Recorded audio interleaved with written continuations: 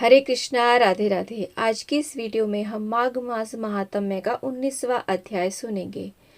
वह पांचों कन्याएं इस प्रकार विलाप करती हुई बहुत देर प्रतीक्षा करके अपने घर लौटी। जब घर में आई तो माताजी ने कहा कि इतना विलंब तुमने क्यों कर दिया। तब कन्याओं ने कहा कि हम किन्नरियों के साथ क्रीड़ा करती हुई सरोवर पर थीं और कहने लगी कि आज हम थक गई हैं और जाकर के लेट गईं। वशिष्ठ जी कहते हैं कि इस प्रकार आशय को छुपाकर वह विरह की मारी पड़ गईं। उन्होंने घर में आकर किसी प्रकार की क्रीड़ा नहीं की। वह रात्रि को एक युग के समान उन्होंने व्यतीत किया। सूर्य नारायण के उदय होते ही वह अपने आप को जीवित मानती हुई माताओं की आज्ञा लेकर गौरी पूजन करने वह कन्याएं वहां पर जाने लगी। उसी समय ब्राह्मण भी स्नान करने के लिए सरोवर पर आया।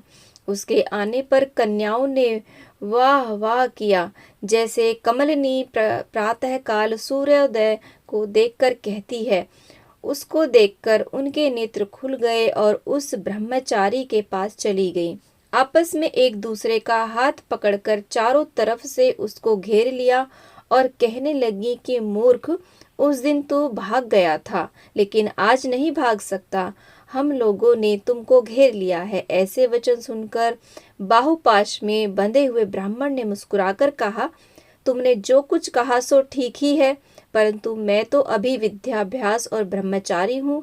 गुरुकुल में मेरा विद्याभ्यास पूरा नहीं हुआ है। पंडित को चाहिए कि जिस आश्रम में रहे उसके धर्म का पालन करे। इस आश्रम में मैं विवाह करना धर्म नहीं समझता।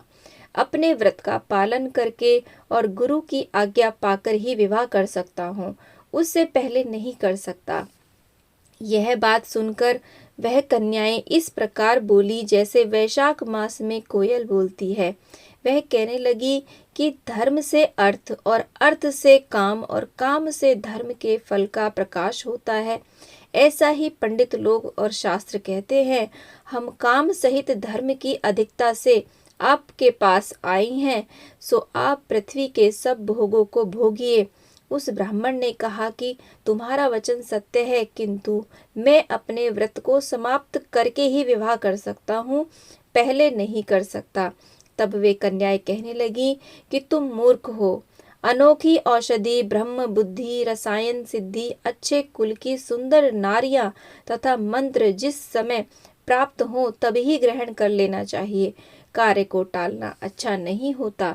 केवल भाग्य वाले पुरुष ही प्रेम से पूर्ण अच्छे कुल से उत्पन्न स्वयं वर चाहने वाली कन्याओं को प्राप्त होते हैं। कहाँ हम अनोखी नारियां, कहाँ आप तपस्वी बालक। यह बेमेल का मेल मिलाने में विधाता की चतुराई ही है। इस कारण आप हम लोगों के साथ गंधर्व विवाह कर लें।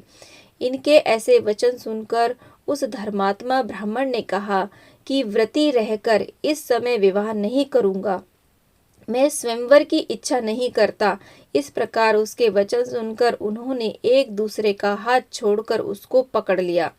सुशील और सुस्वरा ने उसकी भुजा को पकड़ा लिया, सुतारा ने आलिंगन किया और चंद्रिका ने उसका मुख चूम लिया। परंतु फिर उसने क्रोधित होकर उनको श्राप दिया कि तुम डायन की तरह मुझसे चिपटती हो, इस कारण पिशाचिनी हो जाओ। ऐसे श्राप देने पर वह उसको छोड़कर अलग खड़ी हो गई। उन्होंने कहा कि हम निरपराधियों को वृथा क्यों श्राप दिया। तुम्हारी इस धर्मज्ञता पर धिक्कार है। प्रेम करने वाले से बुराई करने वाले का सुख दोनों लोकों में नष्ट हो जाता है, इसलिए तुम भी हम लोगों के साथ पिशाच हो जाओ। तब वे आपस के क्रोध से उस सरोवर पर पिशाच पिशाचिनी हो गए और बस पिशाच पिशाचिनी कठिन शब्दों से चिल्लाते हुए अपने कर्मों को भोगने लगे। वशिष्ठ जी कहने लगे कि हे राजन, इस प्रकार वह पिशाच उस सरोवर के इधर उधर फिरते रहे। बहुत समय पश्चात मुनियों में श्रेष्ठ लोमश ऋषि पौष शुक्ला चतुर्दशी को उस अच्छोद सरोवर पर स्नान करने के लिए आए। जब क्षुधा से दुखी इन पिशाचों ने उनको देखा तो उनकी हत्या करने के लिए गोल बांधकर उनको चारों तरफ से घेर लिया। वेदनिधि ब्राह्मण भी वहां पर आ गए और उन्होंने लोमश ऋषि को साष्टांग प्रणाम किया। वे पिशाच ऋषि के तेज के सामने ठहर न सके और दूर जाकर खड़े हो गए। वेदनिधि हाथ जोड़कर लोमश ऋषि से कहने लगे कि भाग्य से ही ऋषियों के दर्शन होते हैं। फिर उन्होंने गंधर्व कन्या और अपने पुत्र का परिचय देकर सब वृत्तांत सुनाया और कहा कि हे मुनिवर, यह सभी श्राप मोहित होकर आपके सम्मुख खड़े हैं। आज इन बालकों का निस्तार होगा जैसे सूर्य से अंधकार का नाश हो जाता है। वशिष्ठ जी कहने लगे कि पुत्र के दुख से दुखी हुए वेदनिधि ब्राह्मण के ऐसे वचन सुनकर लोमश ऋषि के नेत्रों में जल भर आया और वेदनिधि से कहने लगे कि मेरे प्रसाद से बालकों को शीघ्र समृद्धि पैदा हो।